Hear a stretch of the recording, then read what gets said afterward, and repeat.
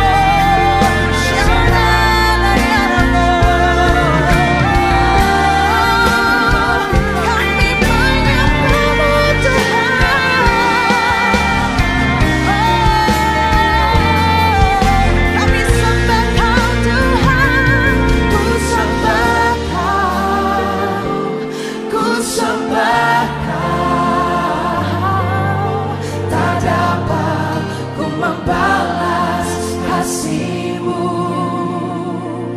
Ku sembah Kau, ku sembah Kau Bapa, ku rindu selalu menyenangkan-Mu. Ku sembah Kau, ku sembah Kau, ku sembah Kau, tak dapat ku membalas kasih-Mu.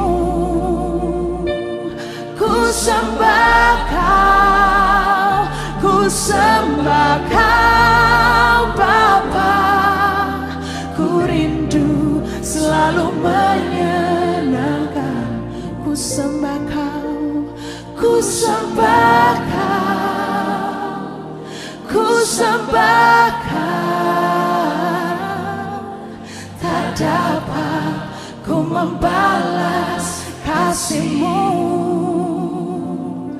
Ku sembah Kau, ku sembah Kau Bapa, ku rindu selalu menyenangkan-Mu.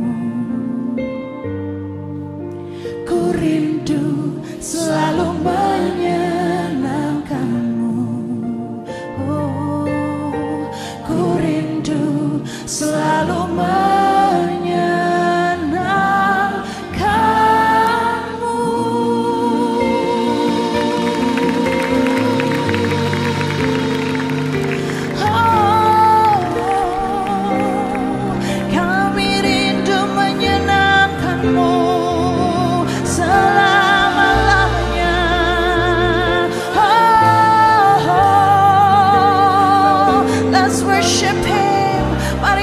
Sembah-Mu, naikkan pujian pengagungan bagi nama-Nya, sebab Engkau sungguh baik Tuhan. Kau sangat baik bagi kami, Kau teramat baik selamanya Tuhan. Tiada yang seperti-Mu, tiada yang seperti-Mu, Yesusku, Allahku, Rajaku. Tiada yang seperti-Mu Tuhan. Kami menyembah-Mu, kami puji nama-Mu Tuhan.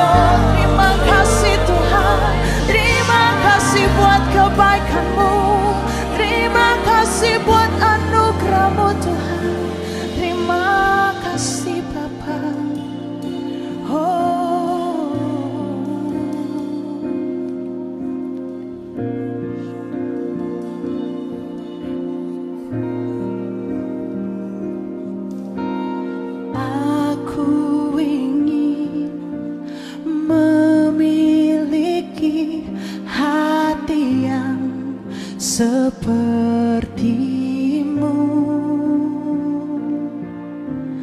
aku rindu mengasihi seperti Kau mengasihiku. Biar ku memuliakan nama-Mu seumur hidupku, dan mengasihi-Mu hari ini lebih dari yang lalu. Biar ku menyembah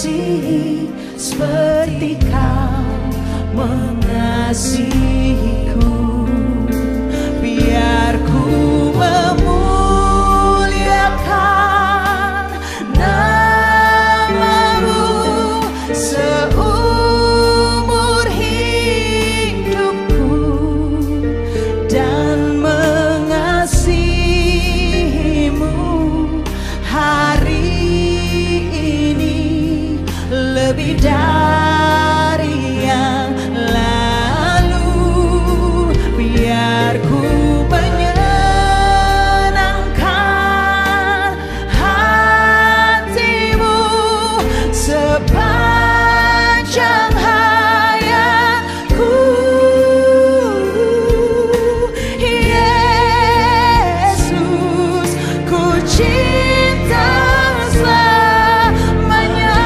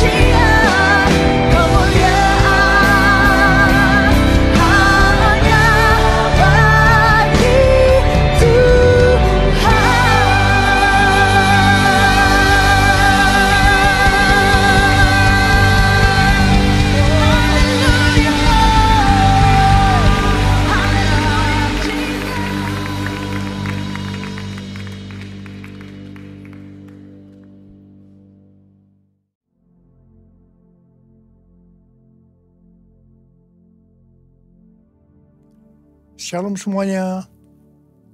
Pada waktu Tuhan Yesus ditanya oleh murid-muridnya tentang tanda kedatangannya dan tanda kesudahan dunia ini, Tuhan Yesus menjawab yang salah satunya terdapat dalam Matius 24 ayat 14 yang berkata, dan Injil kerajaan ini akan diberitakan di seluruh dunia menjadi kesaksian bagi semua bangsa.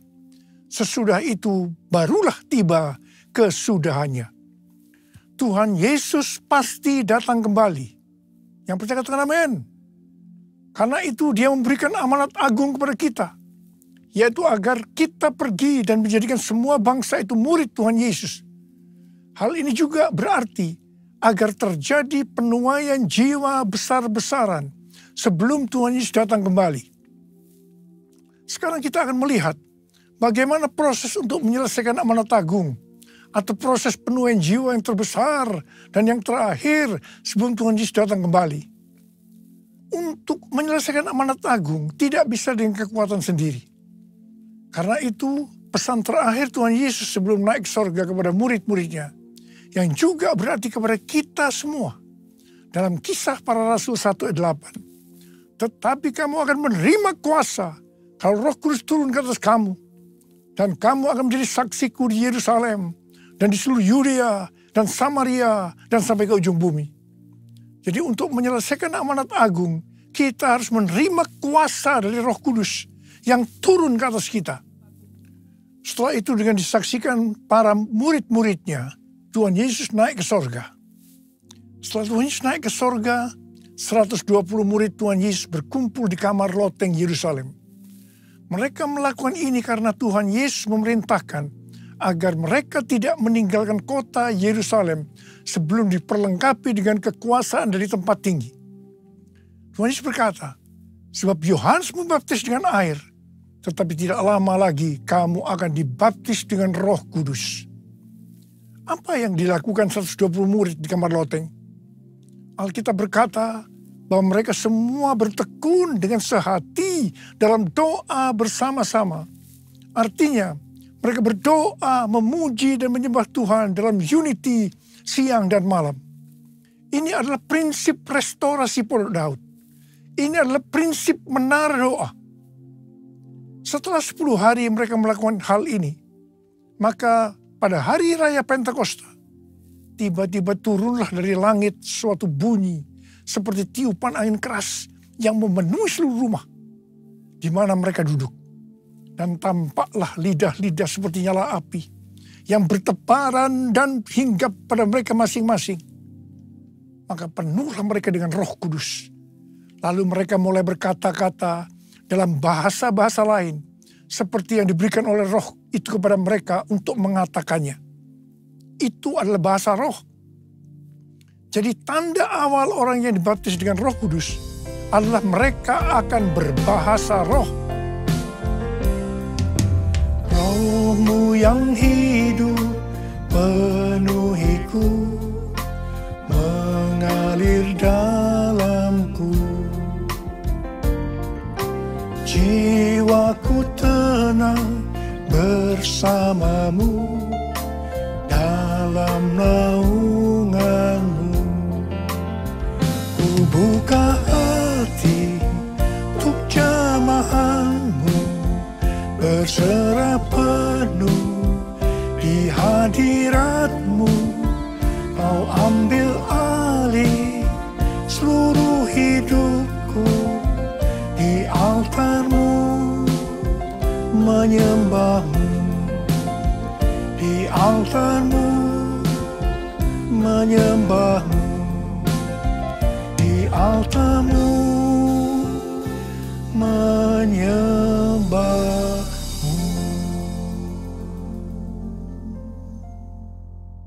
Apa yang terjadi setelah murid-murid Tuhan Yesus dipenuhi dengan Roh Kudus? Hal yang pertama, Petrus berkhotbah sekitar 5 menit. Dan kira-kira 3.000 orang bertobat dan dibaptis. Wow! Petrus berkhotbah dengan kuasa Roh Kudus. Pada zaman itu populasi penduduk dunia sekitar 255 juta orang. Sekarang penduduk dunia sekitar 8 miliar. Jadi 3.000 orang yang bertobat dan dibaptis pada waktu itu setara dengan sekitar 94.000 orang pada saat ini. Saya percaya hal ini juga bisa terjadi pada saat ini.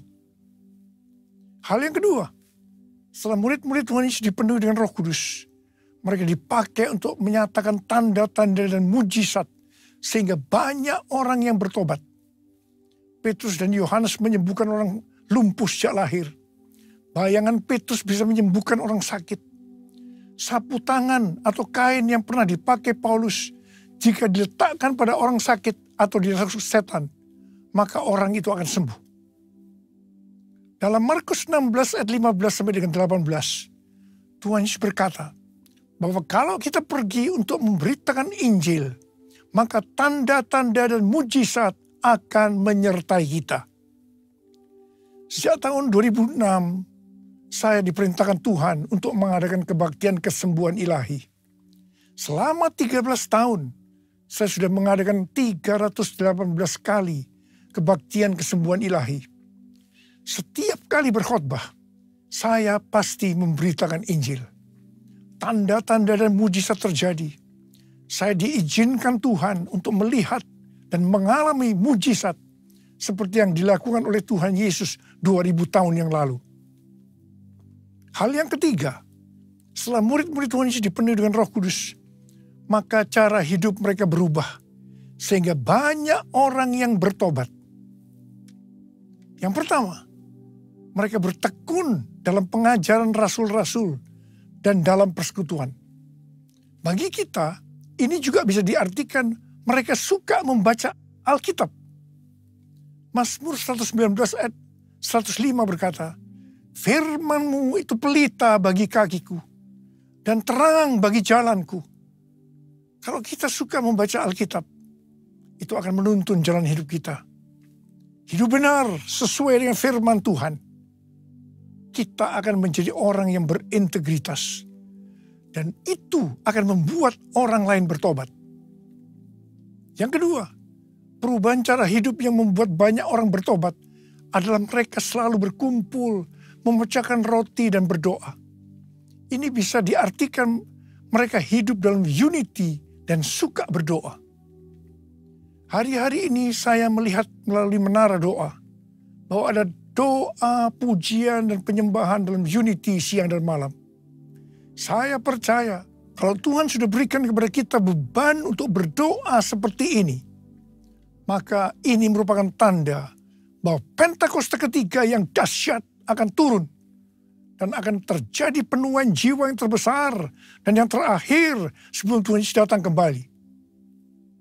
Yang ketiga, perubahan cara hidup jemaat yang membuat banyak orang bertobat, yaitu karena mereka suka memberi, sehingga tidak ada yang berkekurangan. Hari-hari ini Tuhan Yesus menghendaki agar kita suka memberi. Alkitab berkata, adalah lebih berbahagia memberi daripada menerima. Lukas 6 ayat 38 berkata, "Berilah, dan kamu akan diberi. Suatu takaran yang baik, yang dipadatkan, yang dikoncang, dan yang tumpah keluar akan dicurahkan ke dalam pangkuanmu. Sebab ukuran yang kamu pakai untuk mengukur akan diukurkan kepadamu." Yang keempat, perubahan cara hidup jemaat yang membuat banyak orang bertobat, yaitu mereka selalu bergembira dan dengan tulus hati sambil memuji Allah. Hidup dengan tulus hati artinya hidup sebagai orang yang berintegritas. Jadi perubahan-perubahan yang terjadi dalam cara hidup jemaat yang membuat banyak orang bertobat adalah, yang pertama, mereka suka membaca Alkitab. Yang kedua, mereka suka berdoa. Yang ketiga, mereka hidup dalam unity. Mereka suka memberi. Mereka suka memuji Allah dan bergembira. Tulus hati atau hidup berintegritas. Dikatakan bahwa mereka disukai semua orang. Dan tiap-tiap hari jumlah orang yang diselamatkan bertambah. Haleluya! Curahkanlah kuasa-Mu Tuhan, mujizat terjadi di tempat ini. Curahkanlah kuasa-Mu Tuhan, mujizat terjadi sekarang ini. Mujizat terjadi sekarang ini. Mujizat terjadi sekarang ini. Saya percaya mereka menganggap bahwa pola penuaian jiwa hanya seperti itu. Mereka sebagai orang-orang yang percaya hidup dalam zona nyaman. Mereka biasa berkumpul dalam unity sambil membaca Alkitab, berdoa dan memuji Tuhan dengan sukacita. Tidak ada yang berkekurangan. Wow, siapa yang tidak mau menjadi orang Kristen? Tetapi ternyata supaya penuaian jiwa bertambah besar, Tuhan izinkan proses berikutnya terjadi, yaitu aniaya menimpa jemaat di Yerusalem. Selain rasul-rasul, maka mereka harus lari meninggalkan Yerusalem. Mereka pergi ke Yudea dan Samaria sambil memberitakan Injil. Jadi kalau tadinya penuaian jiwa hanya terjadi di Yerusalem saja, sekarang mereka menyebar ke seluruh Yudea dan Samaria. Dan pola penuaian jiwa yang seperti ini masih terjadi sampai hari ini. Catatan sejarah gereja selama berabad-abad menunjukkan bahwa semakin gereja ditekan, justru Injil semakin menyebar dan diberitakan kemana-mana. Karena itu, Tuhan izinkan hari-hari ini penderitaan, aniaya, itu terjadi di antara orang-orang percaya. Supaya terjadi penuaian jiwa yang lebih besar. Yang percaya katakan amin. Ternyata, pola penuaian yang terjadi di atas belum menyelesaikan rencana Tuhan. Karena selain penuaian jiwa harus terjadi di Yerusalem, seluruh Yudea dan Samaria, tapi juga harus sampai ke ujung bumi. Tuhan mempunyai cara untuk membuat penuaian jiwa itu sampai ke ujung bumi, yaitu dengan terjadinya perubahan paradigma dalam pelayanan. Selama ini, pengertian tentang keselamatan hanya untuk orang Yahudi saja. Tetapi melalui peristiwa Kornelius, di mana Petrus diutus oleh Tuhan untuk mendatangi Kornelius yang bukan orang Yahudi, untuk memberitakan jalan keselamatan, akhirnya mereka mengerti bahwa ternyata keselamatan bukan hanya untuk orang-orang Yahudi saja, tetapi untuk semua bangsa. Dan ini mengakibatkan terjadinya penuaian jiwa besar-besaran. Haleluya! Jadi, mereka tidak hanya mengabarkan Injil di Yerusalem, Yudea dan Samaria saja, tetapi sekarang mereka, termasuk kita, juga pergi ke seluruh dunia. Proses perubahan paradigma dalam pelayanan itu tidak mudah. Petrus harus diyakinkan oleh Tuhan. Kalau Tuhan berkata halal, jangan kamu berkata haram. Orang-orang yang bukan Yahudi adalah haram di mata orang Yahudi. Proses itu masih terus berlanjut untuk memberikan pengertian kepada orang-orang Yahudi, golongan bersunat, dan juga orang-orang Farisi yang sudah bertobat. Di mana mereka berpendapat bahwa orang yang bukan Yahudi yang percaya kepada Tuhan Yesus harus disunat dan diwajibkan mengikuti hukum-hukum Musa. Tetapi melalui sidang di Yerusalem, akhirnya mereka mengerti dan bisa menerima bahwa keselamatan bukan hanya untuk orang-orang Yahudi saja, tapi untuk semua bangsa. Katakan amin. Jesus, I believe in you. Jesus, I belong to you. You're the reason that I live, the reason that I sing. Jesus, I believe in you. Jesus, I belong to you. You're the reason that I live, the reason that I sing, with all I am. Di awal pelayanan saya termasuk salah seorang yang dipakai oleh Tuhan untuk melakukan paradigma yang baru dalam pelayanan untuk menyelesaikan amanat agung. Sebagai contoh, tentang membuka gereja baru. Yang kedua, cara ibadah dengan doa, pujian, dan penyembahan, termasuk menggunakan bahasa roh untuk memuji dan menyembah Tuhan. Yang ketiga, tempat ibadah yang dilakukan bukan di gedung gereja. Dan yang keempat juga mengenai Pentakosta ketiga. Semua itu selalu diawali dengan pro dan kontra. Sama dengan yang terjadi pada waktu zaman kisah para rasul tadi. Pada tahun 2009, Tuhan berbicara kepada saya bahwa Tuhan akan mencurahkan Roh Kudus sehingga terjadi pencurahan Roh Kudus yang dahsyat.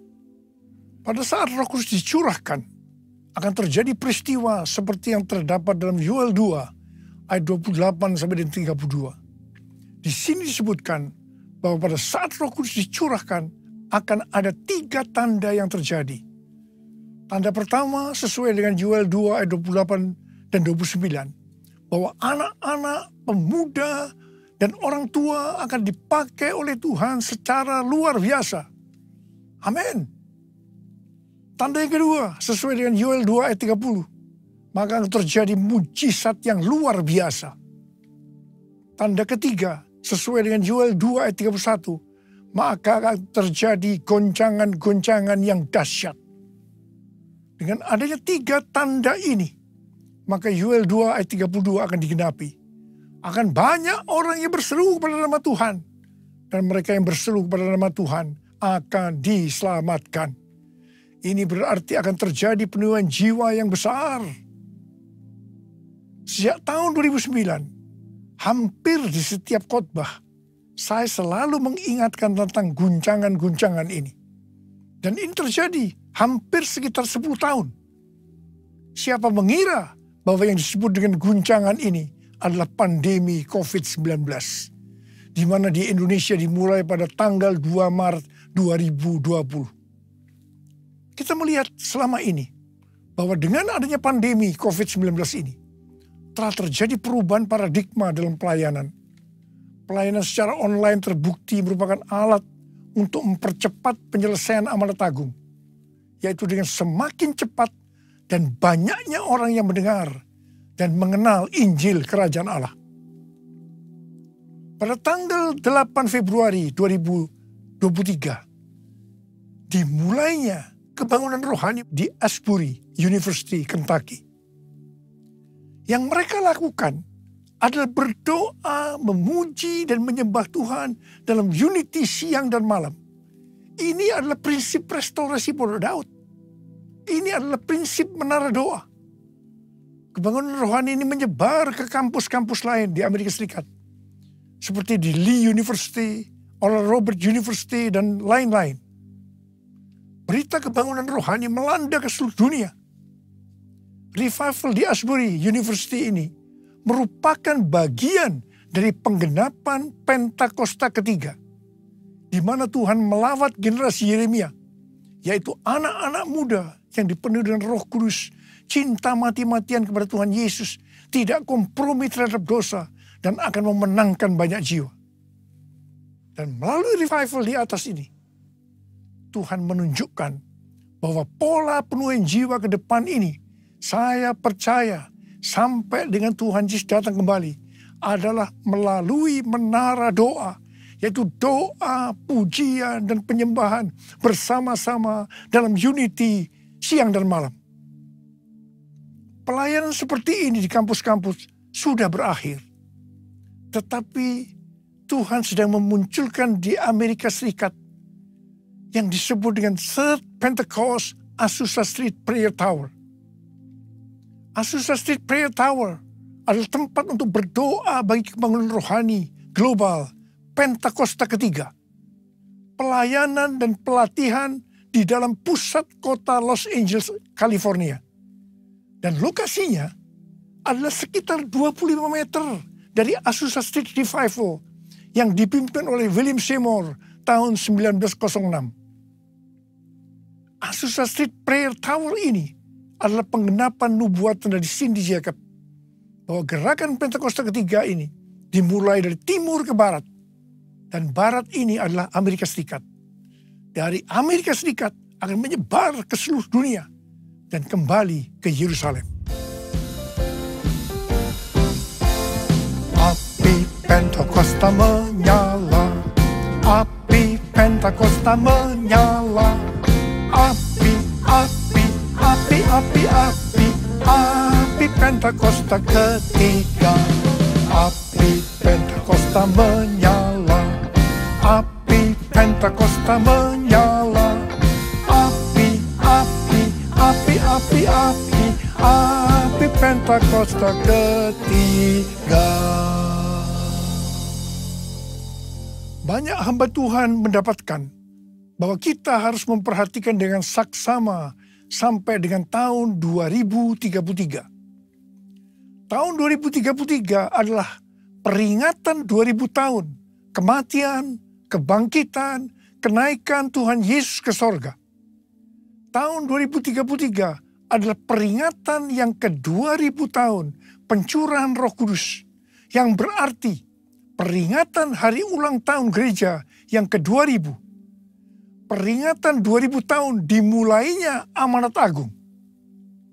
Visi yang didapatkan oleh Empower 21 adalah pada hari Pentakosta 2033. Setiap orang akan mendapatkan kesempatan untuk berjumpa secara autentik dengan Tuhan Yesus melalui kuasa dan kehadiran Roh Kudus. Everyone. Rick Warren dari aliran baptis mendapatkan bahwa tahun 2033 adalah goal untuk menyelesaikan amanat agung. Tuhan memberikan tuntunan untuk menyelesaikan amanat agung tahun 2033. Kita seperti orang Israel yang dipimpin oleh Yosua untuk memasuki tanah perjanjian, yaitu melalui jalan yang belum pernah kita lalui sebelumnya. Mereka akan dituntun oleh tabut Allah. Jarak antara tabut Allah dengan orang Israel yang mengikutinya harus sekitar 2000 hasta. Tidak boleh terlalu dekat, juga tidak boleh terlalu jauh. Untuk itu, mereka harus menguduskan diri. Kita juga akan dituntun oleh Roh Kudus dengan cara yang sama. Saya percaya, pola penuhan jiwa untuk menyelesaikan amanat agung adalah melalui doa, pujian, penyembahan bersama-sama dalam unity siang dan malam. Ini adalah prinsip restorasi Pondok Daud. Ini adalah prinsip menara doa. Pada tanggal 15 Maret 2024, Tuhan berbicara kepada saya bahwa sekarang kita memasuki kebangunan rohani tahap berikutnya, yang berarti tahap yang terakhir. Pada tanggal 16 Maret 2024, saya mendapatkan konfirmasi nubuatan James W. Gould, yaitu bahwa sekarang kebangunan rohani yang besar dan kebangkitan generasi anak-anak muda sudah dimulai. Sudah dimulai. Kick off. Haleluya. Tanggal 3 sampai 5 Juli 2024 di SICC akan diadakan Everyone Asia 2024, Reaching Every Person on Earth. Tuhan memberikan pengertian bahwa ini adalah trigger atau gong dimulainya kebangunan rohani yang terbesar dan yang terakhir secara global untuk generasi Yeremia. Haleluya! Untuk menyelesaikan amanat agung tidak bisa dengan kekuatan sendiri, tetapi harus dengan kuasa Roh Kudus. Karena itu kita harus dipenuhi Roh Kudus. Ada berapa banyak yang akan berkata, Tuhan, saya mau dipenuhi Roh Kudus. Saya mau menyelesaikan amanat agung Tuhan Yesus. Angkat tangan saudara. Katakan bersama saya, beri api yang dahsyat seperti yang kau janjikan, berembus Roh Kudus, kuasa urapanmu sekarang.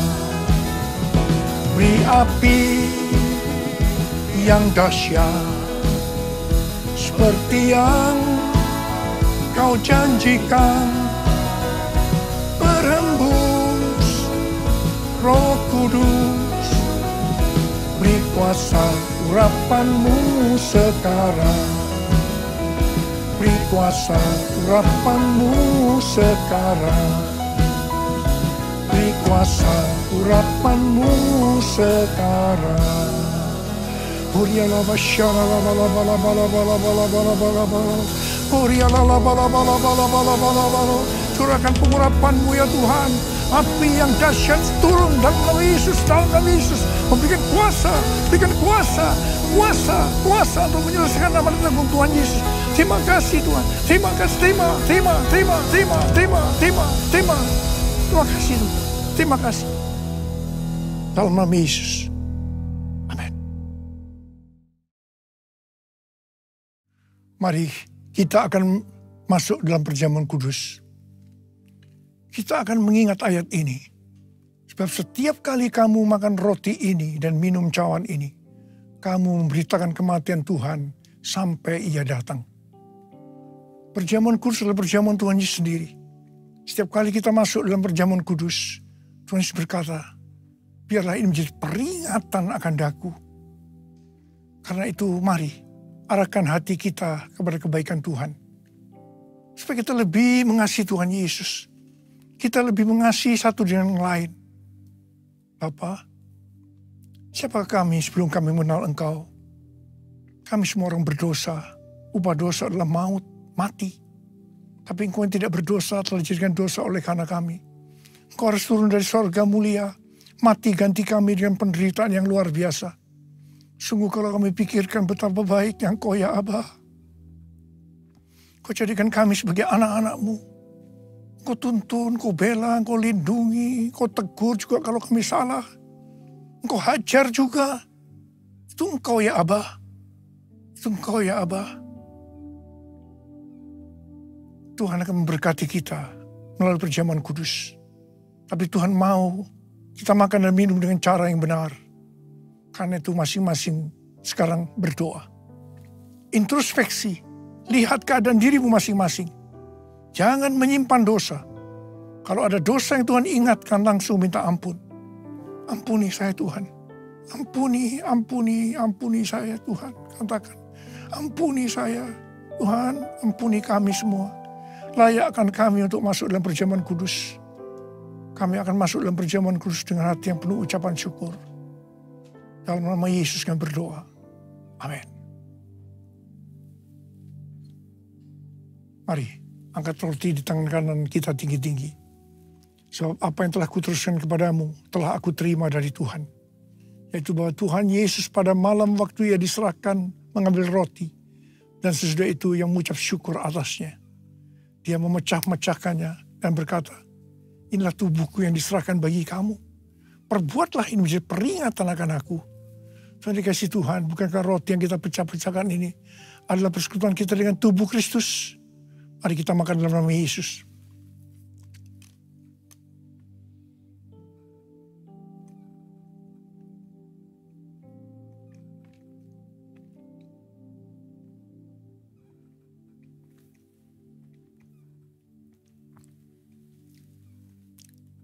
Mari angkat cawan di tangan kanan kita tinggi-tinggi. Demikian juga yang mengambil cawan sesudah makan lalu berkata, cawan ini adalah perjanjian baru yang dimeteraikan oleh darahku. Perbuatlah ini setiap kali kamu meminumnya menjadi peringatan akan aku. Saudara kasih Tuhan, bukan cawan pengucapan syukur. Yang atasnya kita ucapkan syukur adalah persekutuan kita dengan darah Yesus. Mari kita minum dalam nama Yesus.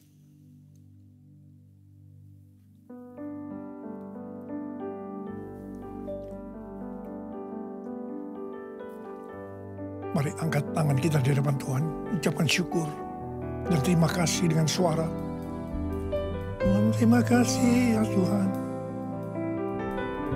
Terima kasih, terima kasih.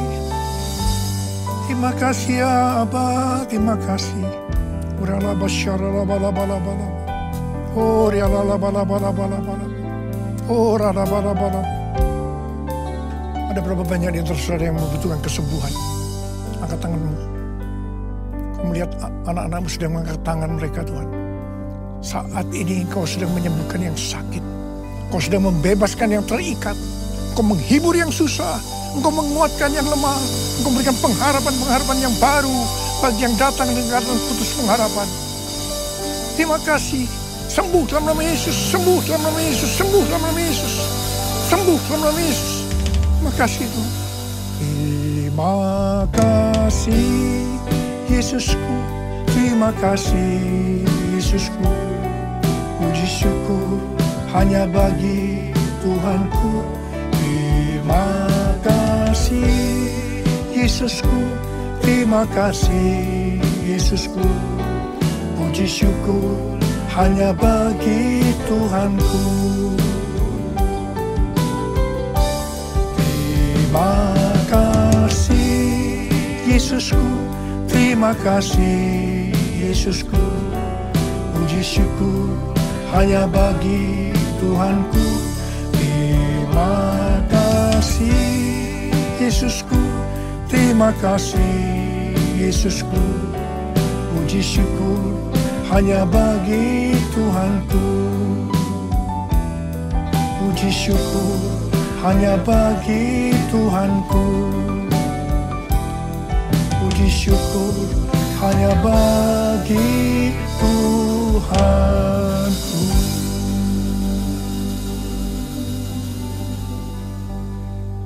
Terima kasih Tuhan. Sekarang terimalah berkat Tuhan. Kasih karunia berlimpah-limpah daripada Allah Bapa dalam anak yang tunggal Yesus Kristus. Persekutuan yang manis dengan Roh Kudus menyertai kita semua. Mulai hari ini sampai Tuhan Yesus datang menjemput kita di awan-awan dan bahkan sampai selama-lamanya. Yang percaya bersama-sama katakan amin.